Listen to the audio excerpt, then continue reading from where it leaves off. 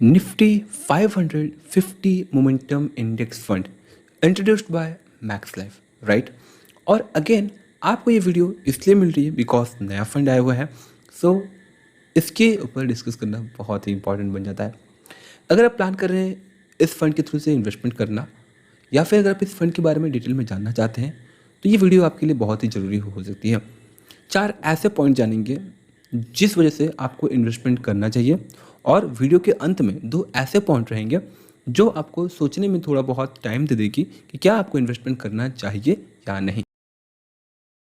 एक complete unbiased video होगी, not as compare to other famous video जो कि आपको इन सपोर्ट डेडिकेटेडली मिल जाती हैं।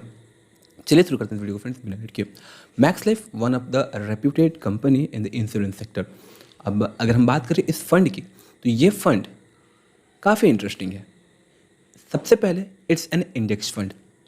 दूसरा, इसका जो डाइवर्सिफिकेशन है सारे सेक्टर्स में है। ये फाइनेंस हो, कैपिटल गुड्स हो, टेक्सटाइल्स हो, या फिर हेल्थ केयर हो, या फिर ऑटोमोबाइल्स हो, सारे सेक्टर्स में आपको इनका डाइवर्सिफिकेशन देखने को मिल जाएगा। बट अब ये कैसे फंड को तैयार किया गया है? सिंपल है, टॉप 500 कंपनीज। टॉप 500 कंपनीज क्या होती है? Large cap 100, mid cap 150, total 250, और जो रेस्ट बच जाती हैं 250 small cap category. In 250 mid large and 250 small cap category की कंपनीज को मिक्स करके निफ्टी 500 एक बेंचमार्क बनता है। अब इस निफ्टी 500 बेंचमार्क के अंदर से फिल्टर किया जाता है निफ्टी 500 मोमेंटम 50 इंडेक्स फंड। अगर हम इस इंडेक्स फंड की लास्ट 10 ईयर्स के रिटर्न्स की बात करें, तो 25% तक का रिटर्न इसने प्रोवाइड कर रखा है। पिछले 5 साल में 33%। अब 5 साल और 10 साल की छोड़ो, अगर मैं पिछले 1 साल की बात करूं तो 82% के आसपास का इस फंड ने रिटर्न दे रखा है।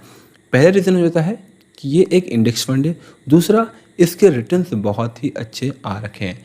तीसरा, मैक्स लाइफ लेकर आ रहा है, तो मैक्स लाइफ की जितने भी प्रीवियस फंड्स हैं काफ़ी अच्छा रिटर्न्स इन्होंने प्रोवाइड कर रखा है।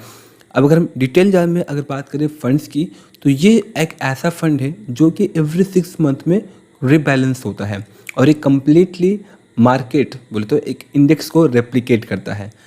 और इंडेक्स में फंड इन्वेस्ट करना काफ़ी बेनिफिशियल माना जाता है, बिकॉज मार्केट अगर ग्रो करता है तो आपकी इन्वेस्टमेंट भी उसी बेसिस पर ग्रो करती रहेगी। बट इस टॉप 50 कंपनीज को सिलेक्ट करते समय कुछ 2 पॉइंट्स का ध्यान रखा गया है। 2 पॉइंट्स में से पहला पॉइंट है कि उन कंपनीज का जो शेयर प्राइस है वो कंसिस्टेंटली बढ़ता रहना चाहिए, ग्रो कर रहा होना चाहिए। दूसरा, उनमें वोलेटिलिटी कम होनी चाहिए, राइट। अगर ग्रोथ हो और वोलेटिलिटी भी उससे ज़्यादा हो तो यहाँ पर वैसे कंपनीज को यहाँ पर सिलेक्ट नहीं किया जाता है। जिन कंपनीज में हमें ग्रोथ देखने को मिलता है एंड वोलेटिलिटी मतलब कि डाउनफॉल, अगर मार्केट डाउनफॉल होता है, इम्पैक्ट पड़ता है, तो अदर कंपनीज के कंपेरिजन में ये जो कंपनियाँ हैं वो कितना इम्पैक्टफुल होती हैं। जो हाई ग्रोथ और लो वोलेटिलिटी होती है उन्हीं 50 कंपनीज को सिलेक्ट करके इस फंड को बनाया गया है। तो इस मामले में अगर देखें तो काफ़ी इंटरेस्टिंग फंड है। फोर्थ रीज़न कि ये एक खुद में इंडेक्स फंड है, ना कि बहुत सारे फंड मैनेजर्स यहाँ पर इन्वॉल्व होते हैं। बहुत ज़्यादा फंड मैनेजर्स यहाँ पर इन्वॉल्व नहीं होते हैं, इन्वॉल्वमेंट बहुत ही कम होती है, लेकिन एक रूल बेस्ड इन्वेस्टमेंट होती है, ना कि biased mindset based investment.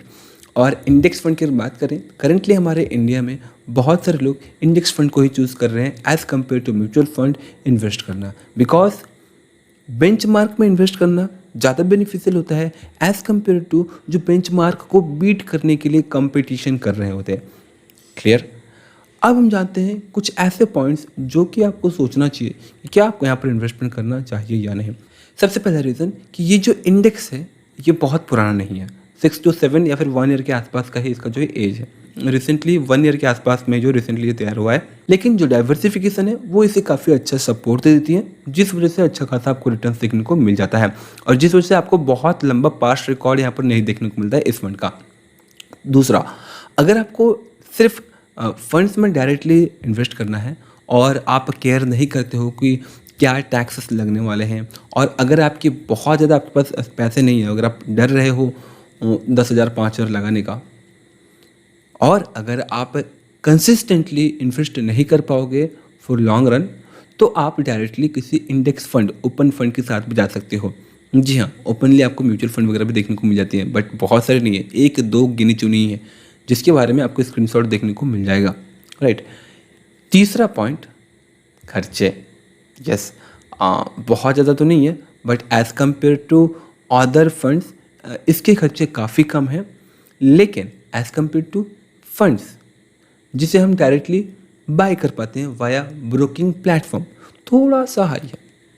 Again because of tax free maturity, जो भी आपकी मैच्योरिटी बनती है उस पर आपको टैक्स नहीं लगता है, तो ये जो चार्जेस है वो सारी चीज़ें एट द एंड में एडजस्ट हो ही जाती हैं। तो अगर आपका विज़न लॉन्ग टर्म है, अगर आप एक वर्किंग प्रोफेशन है, या फिर अगर आप जॉब करते हैं, या फिर एक बिजनेस करते हैं, और इफ़ यू थिंक कि हाँ आप जो है कंटिन्यूसली लॉन्ग टर्म के लिए इन्वेस्टमेंट कर पाओगे, then I will definitely suggest you to go with that, right. और अगर आपको लगता है कि नहीं मैं इतना लंबे समय तक नहीं कंटिन्यू कर पाऊंगा, then you can go with the direct like broking platform के थ्रू से इन्वेस्टमेंट आप कर सकते हैं। अब इसके ऊपर में अगर आप 1-to-1 डिस्कस करना चाहते हैं तो वीडियो के डिस्क्रिप्शन में मैंने व्हाट्सएप चैट का लिंक दे रखा है, जहाँ से हम 1-to-1 कनेक्ट हो सकते हैं और जो भी आपकी क्वारी होगी हम वहाँ पर डिस्कस कर लेंगे। और अगेन ये जो है आपको सिर्फ और सिर्फ policybazaar.com वेबसाइट पर ही देखने को मिलेगा, इसके अलावा कहीं और करेंटली आपको ये फंड विथ मैक्स लाइफ नहीं देखने को मिलने वाला है। सो दैट्स ऑल, मिलते हैं अगली वीडियोस में। जय हिंद।